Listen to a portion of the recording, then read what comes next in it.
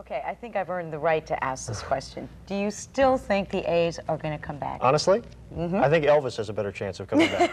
That's, of course, assuming that Elvis is dead. I don't know about Elvis, but I do know the A's are dead. Yeah, the Reds, who spent the 80s without so much as one trip to the playoffs, are now on the edge of winning baseball's first World Championship of the 90s. They beat the A's in Game 3 tonight.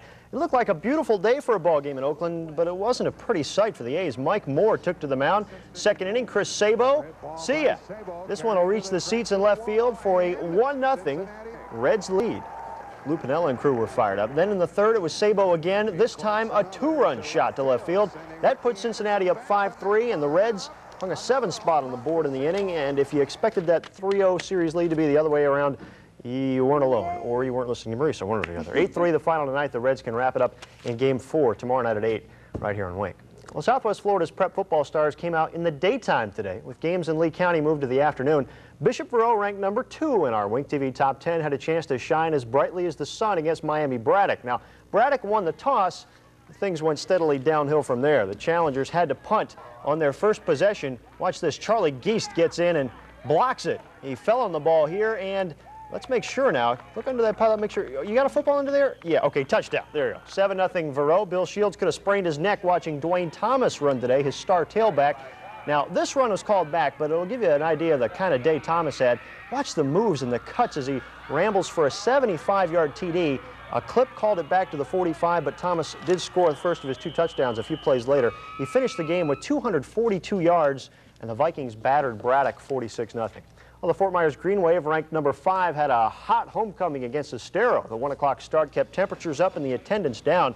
Fort Myers quarterback Rod Gadsden took some advice from Coach Sam Sirianni Jr. Rod's a pretty quick study. First quarter, he hits Clifton Green on the right side. He took it in for the touchdown, 7-zip Fort Myers. Then with the game tied at 7, Gadsden found Chris Feltz, and Feltz did the rest. Look at those moves, going 65 yards for the touch that made it 14-7, and the Green Wave rolled on to a 22-10 win. Fort Myers now 5-1 on the year. North coach Larry Marsh tried everything, but he couldn't put the hex on Glade Central today. The Raiders ran all over the Red Knights.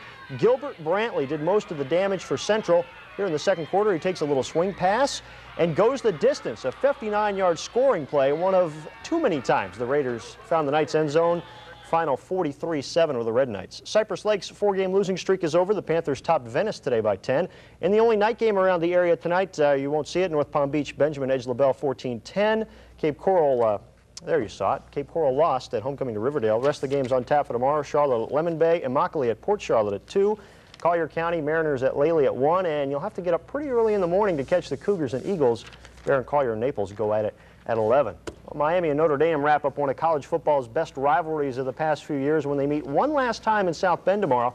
The Canes arrived in Indiana late this afternoon knowing this game is going to determine if their hopes for a national title will stay alive. The last time they met in Notre Dame, this fight before the game left bad blood on both sides, but expect both teams to be on their very best behavior before kickoff tomorrow.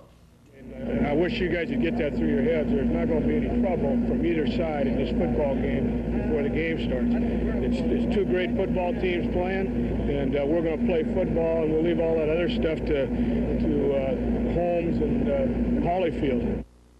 Well, Holmes and Holyfield aren't going to box yet, but in boxing, you can never tell. We'll have the Miami-Notre Dame game for you live here on Wink starting at 3:30 tomorrow afternoon.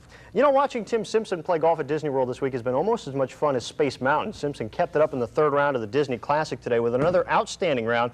Here on number 1, shot from the sand, nice. From there, birdie. Then on 7, he puts his 3rd shot. Watch this one. This is a pretty shot right up there close. And from there, birdie. And Simpson finished off his round of the day with, what else? You guessed it, a birdie. And after rounds of 64 each of the first 2 days, he shot 65 today. He's 23 under for the tournament. And if he shoots 63 tomorrow, he would break Mike Suchak's all-time tour record of 257 for 72 holes set back in 1955. And look at the day Payne Stewart had, 61, but he's still 6 shots back. On the Seniors Tour, Jim Dent has a 2-shot lead over Don January after 1 round of the Trans-America Championship out in San Francisco. Will the Reds wrap it up tomorrow? Yes. There you go. There's the expert. No more. But even if they don't, that's okay, because they're going to win the series. To say the least. To say they're in good shape is to say Jose Canseco is well off financially. Yeah, they're doing all right. Thanks.